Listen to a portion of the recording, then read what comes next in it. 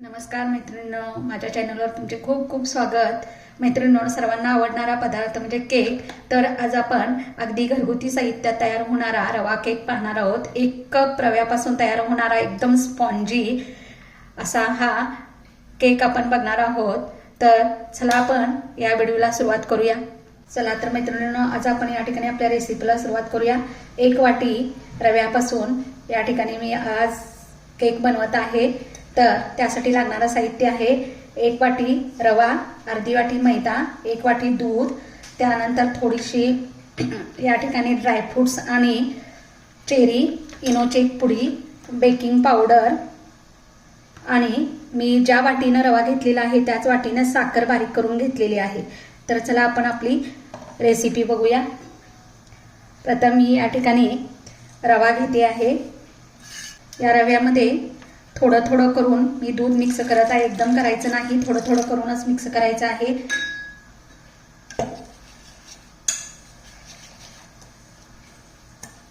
दूध 1 वाटीपेक्षा कमी किंवा जास्त लागू शकतं, कारण आपला रवा बारीक आहे का मोठा आहे याच्यावरती दुधाचं प्रमाण अवलंबून राहतं।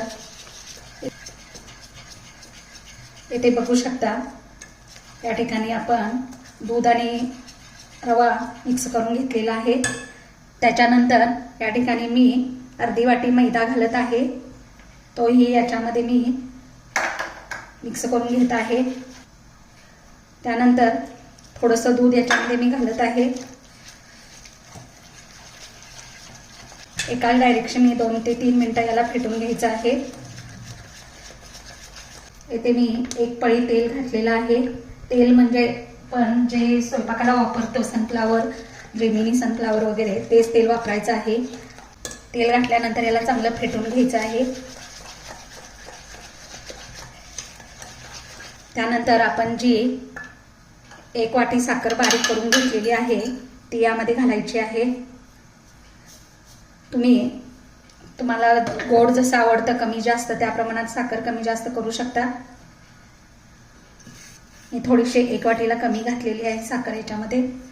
आता ही सुद्धा साखर यामध्ये घालून त्याला एकसारखं फेटून घ्यायचं आहे।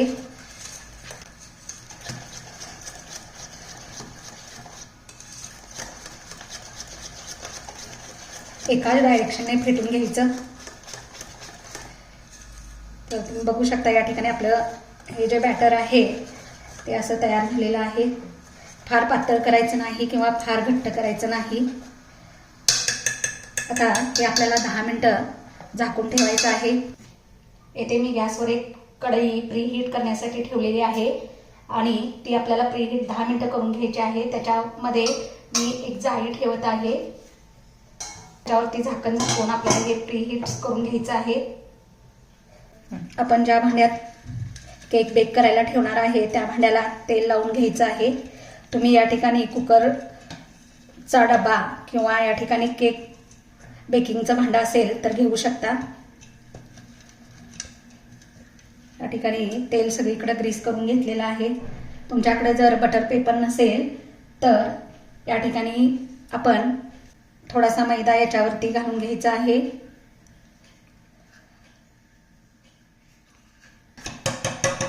या ठिकाणी आपण हा मैदा लावून घेतलेला आहे आणि एक्स्ट्राचा जो मैदा आहे तो बाजूला काढून घ्यायचा आहे।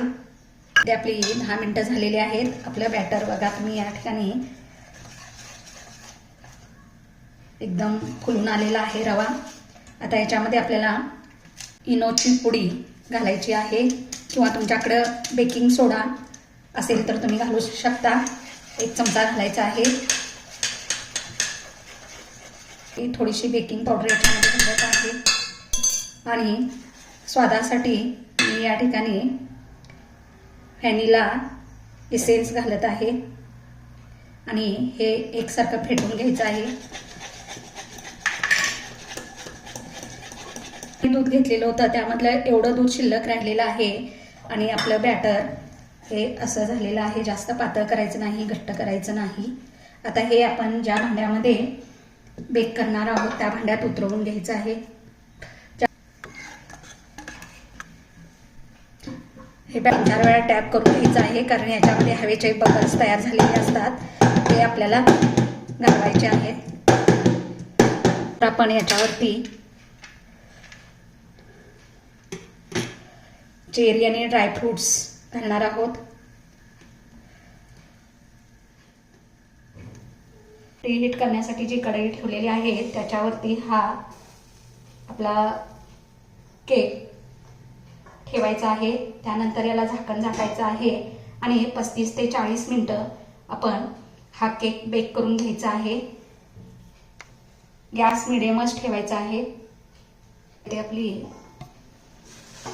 35 मिनिटं झालेली आहेत. आपण या ठिकाणी आपला केक शिजला आहे का नाही तो बघायचा आहे. एक सुरी घेऊन त्यामध्ये अशी खोचून बघायची आहे.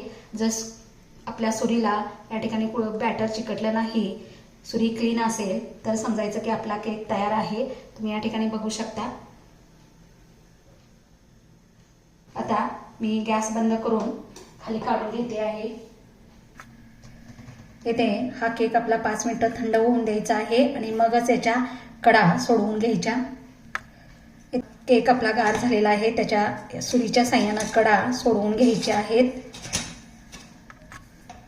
त्याला आपण या ताटामध्ये असा पलटी करून घेणार आहोत. ठिकाणी बघू शकता त्याला एकदम अशी जाळी पडलेली आहे दोन्ही बाजूनी. इथे बघू शकता तुम्ही, एकदम स्पॉन्जी झालेला आहे. मस्त केक आपला तयार झालेला आहे. तर माझी ही केकची रेसिपी तुम्हाला आवडली असेल तर तुम्ही करून पहा आणि मला कमेंटद्वारे सांगा. माझ्या चॅनलला लाईक अँड सबस्क्राईब करायला विसरू नका.